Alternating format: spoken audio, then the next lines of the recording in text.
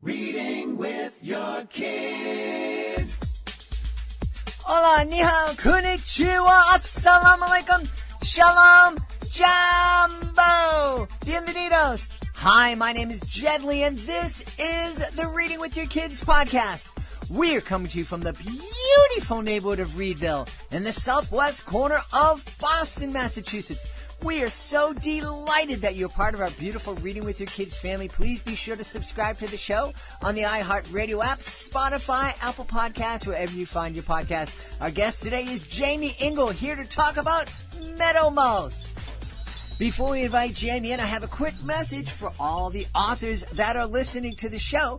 I want to suggest that you take a look at our Reading with Your Kids Certified Great Read program. It is a wonderful program that helps books stand out from the crowd of books that are published every single month. If our panel believes that your book is worthy of 4 or 5 out of 5 stars, it becomes a Certified Great Read. And with that status comes really some fantastic tools that really can help your book stand out. Lori Olinsky is a 2-time Reading with Your Kids Certified Great Read author. She loves the program. She has a background in marketing. Before she became a children's author, she had a very successful career in marketing. She loves the program because she says it gives her an added boost of confidence when she goes and approaches a bookstore or a library or another podcast. Check it out today. You can go to our website, readingwithyourkids.com, click on the Author Services button at the top of the page, and learn all about this really popular program. Joining us right now from the Sunshine State, just a stone's throw away from Mickey's house, she is the author of a great new young YA title called Meadowmouth. Please welcome to the show, Jaimie Engle. Jaimie, how are you? Hey, I'm doing awesome. How are you, Jed? I am really wonderful. I'm really excited to talk to you about Meadowmouth. Because from what I'm reading, the dad of the main character is a traveling magician. Yes, he is. He's actually based off of my neighbor across the street, Magic Bob. And he, up until COVID, he goes on cruise ships and he goes all over the country performing much in the same way as you. So I had to bring Bob into the book. Hey, it's one of those. It's a job that I feel blessed to have had up until COVID, and still feel blessed because we're doing shows via Zoom, which is weird as anything, but strangely wonderful. And it's just one of those jobs where when people ask you, so what do you do? And you tell them, they shake their head and they look as baffled as anybody would after I do a magic trick for them. They're just jealous, Jed. Well, I'll be the voice of reason. We are just jealous that we're not magical. So tell us about Meadowmouth, please. Sure. It is the story of a girl who wears braces, gets struck by lightning, and now they're transmitting a boy's voice in her head. Ooh. So she has to figure out if he's real, and if he is, why did the universe bring them together? That is wild. I love that. That's so cool. And I imagine, that there's so many possibilities there. I mean, you could take that story just about any place. Yes. And it was a dream, and I woke up literally laughing out loud at that concept, and I thought, I have to write this story. Now, you're probably somebody that it also probably baffles people because it sounds like me and like a lot of authors, you get ideas it just randomly, they just occur to you. It doesn't matter where you are, and probably if you're like me, you got to write them down because otherwise they're going to be gone. Yeah, I have a list on my phone, as I'm sure you do as well, and I just jot down either one-line descriptions of a character or a setting, or I have a full, 3-paragraph synopsis that I've got a little more info. And Jed, I probably have 30 of those just in my phone that I may or may not ever get to. Now, are you like me, and oftentimes you'll look at that later on when you get home, and maybe a couple of days later, and you look at the note that you wrote and you said, what was I on? What in the world does that mean? I have no idea what that is. Yep. Especially those ones that you get in the middle of the night that you're so like, oh, I'm so tired, but this is genius. Mm-hmm. So you jot it down, and then in the morning you're like, what in the world? Yep. Yeah. So tell us a little bit more about this girl who gets struck by lightning. Sure. So Mahlorie is secret. She's pretty much me when I was in high school.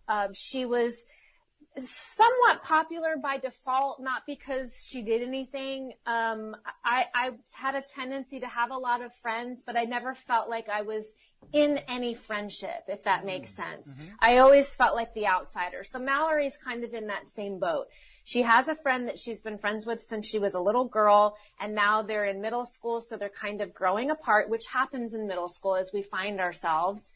And she deals with a magician dad and a romance writing mother, both of whom have a career where what they show the world is who they are, but that's not really who they are. So she's constantly in that flux of finding her voice, being comfortable in her skin, and dealing with consequences of choices that are serious, like drunk driving and, boys putting her in a position that she didn't ask to be put in.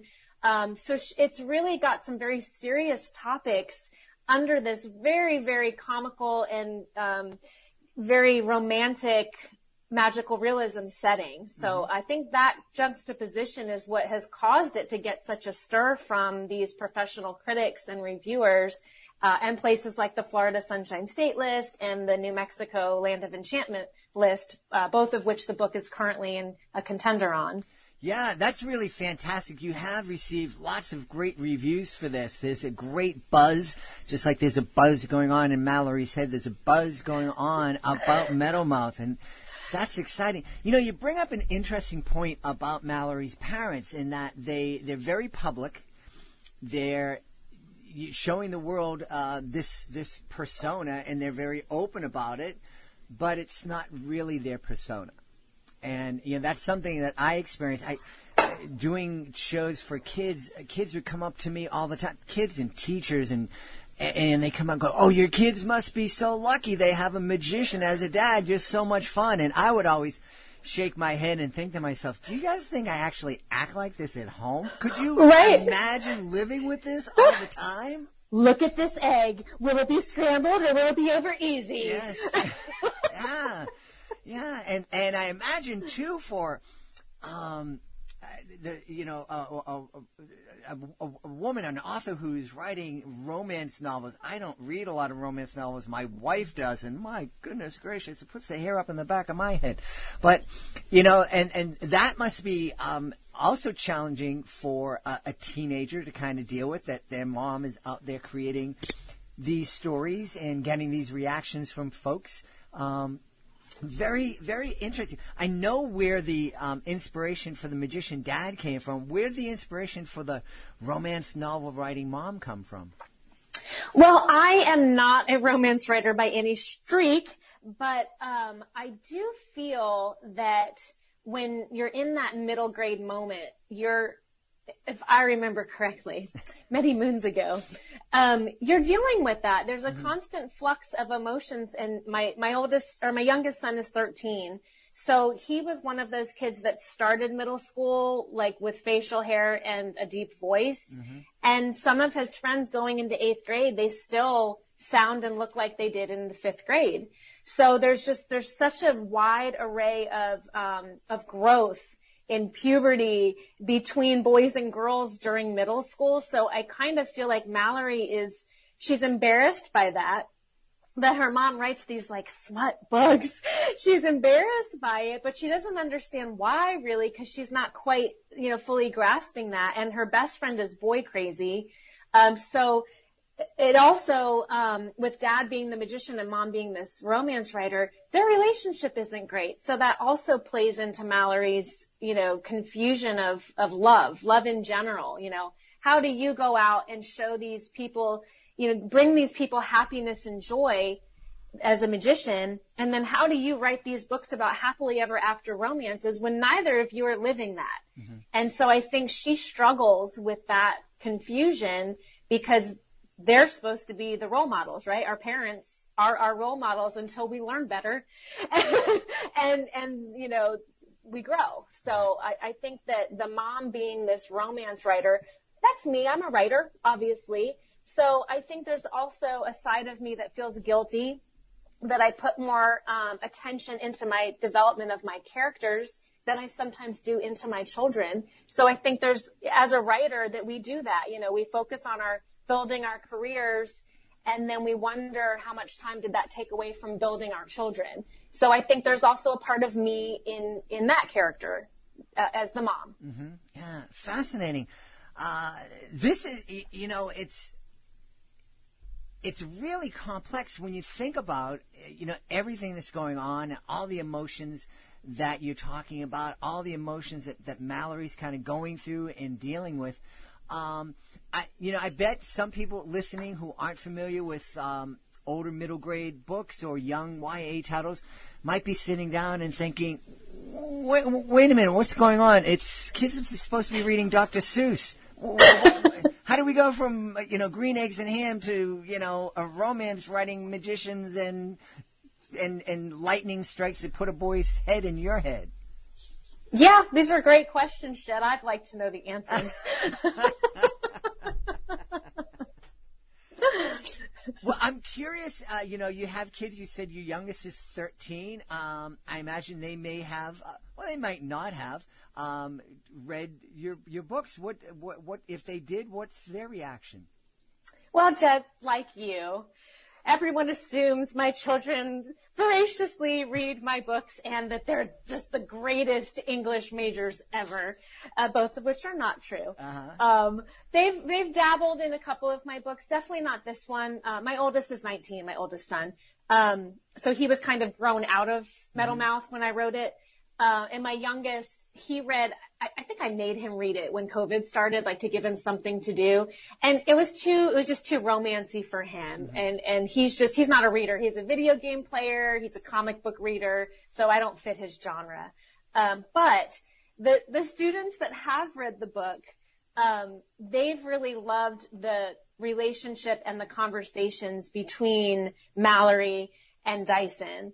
So much so that I've gotten fan requests for a sequel, which I am currently working on, Jed. It's all I'll tell you is, because the first one is Metal Mouth and it's about Mahlorie. This is going to be about Dyson and it's called Metalhead. Ah. I'm sharing now. I love that. I do want to make one correction though. And I don't mean to. But it's a mistake that I made too. You said that your son's not a reader. He likes to play video games and he reads comic books. I didn't understand that reading comic books and graphic novels is reading. Yes. You know, and so I just and I'm just putting that out there more for the people who are listening because I made that mistake. You're correct, and I meant he doesn't read the thick books. Yeah. He likes the storylines. But he's more into nonfiction, to be honest. When he's on YouTube, he's watching all those videos on the people that are, you know, building science experiments or tracking down bad guys. Like, that's what he's into. So he's young. We've got hope that he enjoys full books when he's bigger. But well, don't hold your breath. But I'm not. But that's okay because, you know, one of the things that we've discovered here in the podcast is that, you know, comics and graphic novels, they ain't like the Archie comics and the Snoopy comics that I had when I was growing up. They're you know, the characters and the stories that we can find in comics and graphic novels are really full, and they're really, you know, they're fleshed out, and so and one of the points you bring up that's real important for us all to remember is that there are books, you know, not every book is for everyone. You know, right. And there are kids out there that are going to absolutely love Metal Mouth and be into it, and it's like, yeah. And then there are other kids like going, there's too much mushy romance stuff. I want to see cars being blown up. Yep, absolutely. Absolutely. And then you have to, you know, we have to be available to kids. Mm-hmm. You know, we have to make the love that we felt as kids reading, which is why we became writers. it is to explore those questions that can't be answered. And I think that when you're a writer, and what I encourage young writers, if any of you are listening, as an author, you get to solve problems that will never be solved. Mm-hmm. You get to go through the fear and confusion and craziness of COVID-19 and come out on the other side with an answer, with a resolve. And, you know, if you look at stories like Hunger Games, and you've got Katniss, and she goes through this awful change in her life, and she never comes back to her norm. She has a new norm. And as people, we're experiencing that. So I think as a young writer, when you face problems, whether it's big like COVID-19 or it's smaller and more personal, like your best friend stopped talking to you and said something bad about you on social, you can change the reality by creating a fiction. Mm-hmm. And I think that's very powerful, and it's a way to kind of get it out. And as our writers, that may come out in the form of a screenplay or a comic book, mm-hmm. or a chapter book. You know, it just depends on how the story is speaking to you. I have a short story collection, and they go from 50 words to 5,000 plus words, you know, so that there's a story for everyone, mm-hmm. really. Yeah. So I agree with you on that. We have to be available for the reader. You know, one of the things that we don't do that often on the podcast is ask an author to read a little bit from her story. And I'm just so intrigued with Meadowmouth and Mahlorie. I was wondering, can you share an excerpt from the book with us?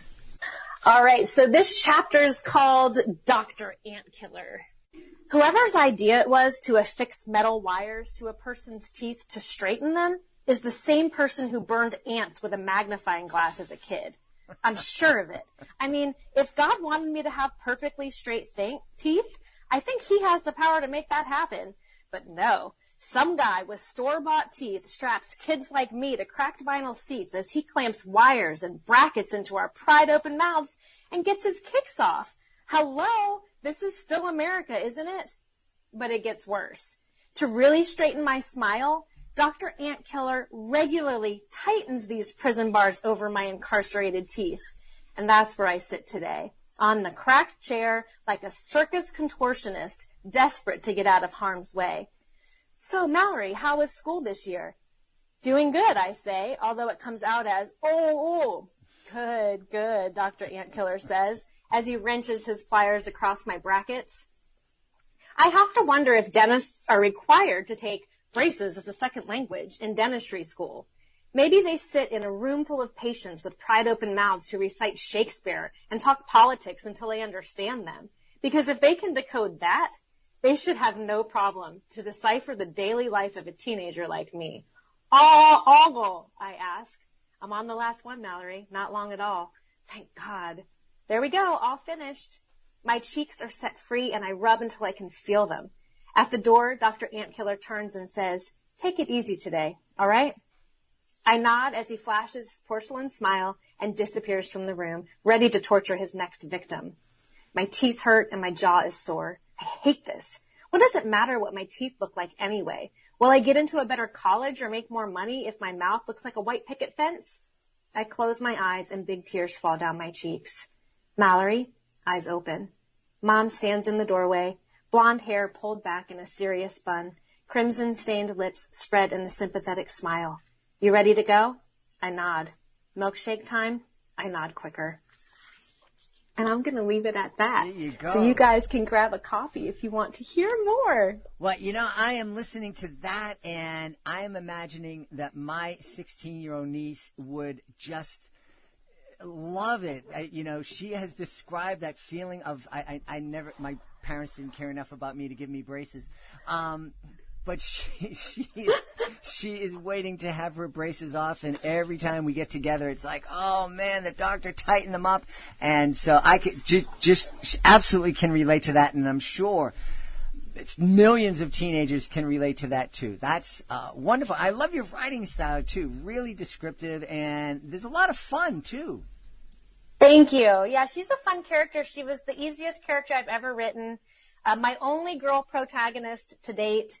And my only first-person voice. So she just came out of left field for me. Wow. Wouldn't stop talking to me. Now, there's so much going on, as we've talked about in Metal Mouth. I'm imagining that this would be a great book to co-read with parents and kids to co-read and then talk about. And the neat thing is that there's so much going on there. There may be things that kids absolutely feel uncomfortable talking to their families about, and that's okay because there's other stuff you can talk about. No, absolutely. And one of the things that I do besides writing is I always have a school program that goes along with the book. So my first book is Clifton Chase and the Arrow of Light, and it has an anti-bullying message weaved within the pages of a fantasy adventure like The Lord of the Rings. And so I go into the schools and I bring up conversation topics with the students, and then they can go home and they can talk to their teachers, they can talk to their parents. And I know it works because they come on TikTok after my visits, and, we get to talk, and, I get to see some of their posts, and if they post things that are negative about themselves, I get to go in and just feed them with the reality and the truth that they're made on purpose, with a purpose, for a purpose. And I don't think a lot of kids think that or believe that, because life is so hard when you're young and you can't see beyond school. Yeah. That's one of the things that's happened over the years. I've been doing my educational magistrates for 30 years. And early on, I would get a bag full of fan mail from a school, and that would be cute. And I'd, send back a thank you letter and whatnot. But then as social media evolved, suddenly there are kids finding me on Facebook and Twitter and Instagram and reaching out. And a lot of times it's just like, hey, I saw your show. It was great. You're weird, whatever. But then there's the occasion that the kids are needy and they don't know who to reach out to, but they met this person in their school who spoke to them through their magic or through their books, and maybe I can reach out and let this person know that I need something, that I need some help. And that the first time it happened, it kind of took me off guard, but it's a beautiful thing, and I have a dozen or so friendships with kids who are now adults that found me years ago. That's awesome. It's kind of it's humbling because you just set out to write a story or share your magic, and you don't realize that the world is greater than you, and there's a story out there that's pushing you along, and you're part of that story. And we see the world as everyone's an extra in my movie. And sometimes we're just a character in a bigger movie, and we get to be that for somebody else is very powerful, and it just kind of brings you back down to reality. I love that. We do always think of ourselves as a star in our own movies, and we don't realize, that we could be that best supporting actor in somebody else's movie. And a lot of times that's a more important role.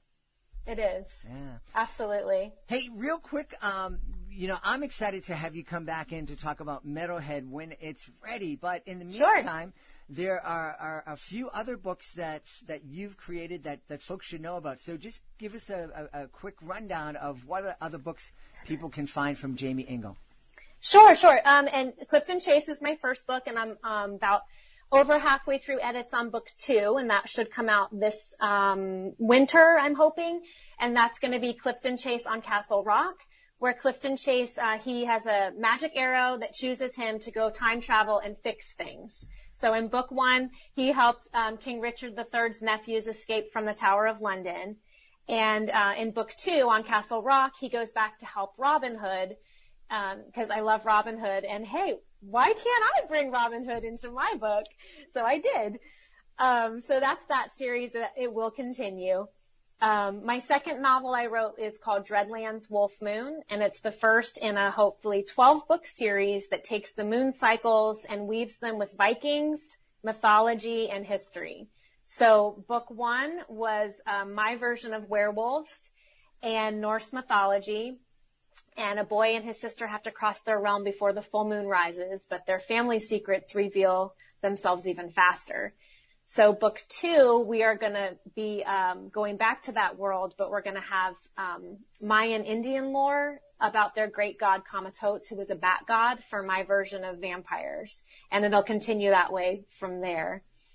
The other main book I have besides Metal Mouth is I have an adult and a children's short story collection, and those are called The Toilet Papers. Places to go while you go. They're endorsed by Squatty Potty, so you know you can trust them. And I have the 16 plus version and then the 8 plus version. So there's no potty words in the 8 plus version. Just remember that. And then I have 2 how-to books. One is how to publish your book, and one is how to write your book. That's called How to Write a Book That Doesn't Suck, and it has a Facebook page that people can join, and just all kinds of fun stuff that goes with that. And everything's on my website, links out to my Amazon page and to my author page, and it's JaimieEngle.com. That one is /books. I try to keep it simple. And Jed, I do also have a very fun page just for kids. It is /kids. That's the link that I sent you. Mm-hmm. And on that page, you can download free coloring pages, word searches, crossword puzzles for Clifton Chase. You can download a map of the world for Dreadlands. And then there's a link, if you're there, to click to become an Ingledork and join the lands of Ingledor. Awesome. And you can download a passport, and then as you read the books, you get a sticker, and then you can pop that sticker on each of the worlds that you visit as you build your passport. So it's kind of a new program. And there's other things in there that are paid to play, where we can write together and things like that. But there's a ton of free things for kids because I just love hanging out with you guys. And I love inspiring literacy and creativity. That is awesome. Now, Jaimie is spelled a little bit differently, so just let everybody know the correct way to spell JaimieEngle.com. It is JaimieEngle. And you can sing the Mickey Mouse theme song if you're old enough. JaimieEngle. There you go. All right. Hey, we've had a blast, an absolute blast talking to the author of Metal Mouth and so much more, Jaimie Engle. Jaimie, thanks so much. I had so much fun this morning. Me too. This was a blast, and I look forward to coming back when Metalhead and Dyson are ready to share with the world. Please be sure to join us for the next episode of the Reading with Your Kids podcast. We will have a special read broadcast of a Solve It for Kids podcast episode starring Katie Coleman, astronaut Katie Coleman, who solved the problem, how do you live in space? It is amazing. I get to talk to an astronaut. She was wonderful. That's the next episode of the Reading with Your Kids podcast coming out on Monday, a special episode of the show. Hey, are you the author of a great children's book? Well, like I said at the beginning of the show, you want to check out our Reading with Your Kids Certified Great Read program. Help your book stand out from the crowd of books that are published every single month. Find out all about it by going to our website, readingwithyourkids.com, and clicking the Author Services button at the top of the page. I want to thank the folks who made today's show so very wonderful. Of course, we want to thank our friend, our guest, Jaimie Engle. Be sure to check out Metal Mouth and all her other wonderful books. Also want to thank my incredible team, including my amazing producer back from maternity leave. She has such a beautiful baby boy. He is amazingly handsome. Also want to thank my awesome author ambassador who can help you through the Certified Great Read process, Peggy Cotto. I want to thank my beautiful wife for all the support and the love that she showers on me. And I want to thank you. I want to thank you for all the love and support that you shower on your kids. And I want to thank you for helping to make the world a better place by reading with your kids. I'll be looking for you in the next episode of the Reading with Your Kids podcast.